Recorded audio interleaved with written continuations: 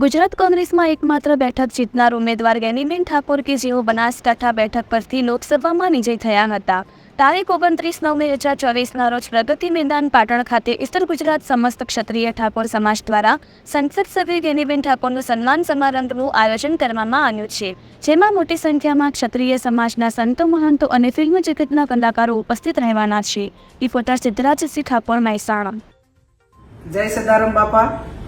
તારીખ 29/9/2024 12 વાગે પાટણ પ્રગતિ મેદાન ખાતે સમગ્ર ઉત્તર ગુજરાતના ઠાકોર સમાજને સર્વ સમાજ મારફત સત્કાર સમારંભનું આયોજન થઈ રહ્યું છે. ત્યારે આપ સૌ કોંગ્રેસ પરિવાર, સર્વ સમાજ અને ઠાકોર સમાજના સૌ અગ્રગણી આગેવાનો, વડીલો, યુવાન ભાઈઓ, વિવિધ સંગઠનો અને આમ જનતાને પાટણ મુકામે વધારવા માટે ભાવભીનું આમંત્રણ આપું છું.